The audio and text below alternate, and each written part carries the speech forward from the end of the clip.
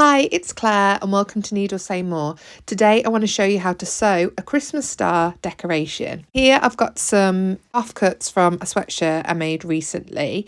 So it's a really nice Christmassy green colour and I'm going to use these small offcuts to make a little star decoration. So there's my star template. It's made out of cardboard, so it's a little bit sturdier. So I'm going to cut around it with my fabric shears, going from the points of the stars into the middle. And I'm going to go around each side, and this technique is really good if you're cutting through multiple layers. So that's the star all cut out. If you want to make multiple, it's a really good idea to cut out in bulk.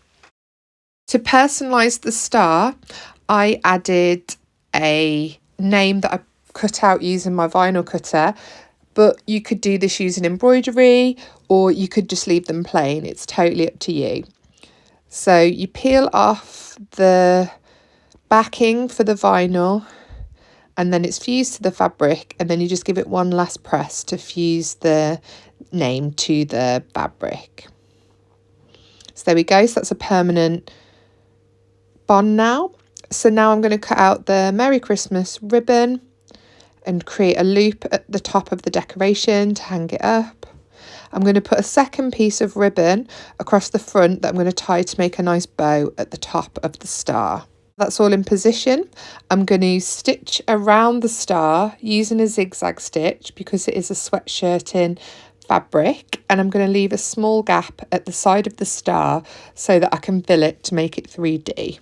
Carefully sew around the edge of the star with your zigzag stitch. If it's sweatshirting, if it's plain fabric, you don't need to.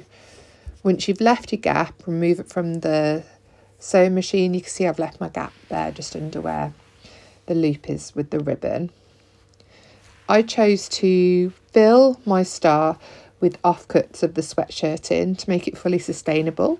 So you could use your offcuts to fill it, or you could use toy filling. It's completely up to you. And you want to fill it so it creates a nice 3D shape.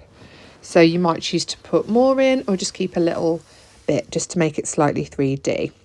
So I'm happy with how it's looking now. So I'm going to go ahead and just secure it at the top and close that gap using the same stitch as previously. I found it easier to stitch from the back because of the position of the ribbon. I felt like it was getting in the way. So it was just a small area I needed to stitch up. And it's important that you overlap with your stitching you did previously so there are no gaps for the filling to come out. I chose to add a decorative edge to the edge of my star using pink and shears because I like the texture of the zigzag edge. Because it's a sweatshirt fabric, it wouldn't have frayed if I had have left the edge just as a clean straight line. The finishing touch is to tie the bow at the top of the decoration. This bow could be as big or small as you want. So this is something you could personalise for your design. I spent quite a long time messing about with it, trying to get it just right and just how I wanted it to look. The decoration is now completed, so you've got a lovely personalised star decoration, completely sustainable, made from offcuts that will look perfect on your Christmas tree. To finish off, you could always snip into the corner of the ribbon to stop any fraying. This would make a great gift for friends or if you want to add a personalised touch to your own Christmas tree.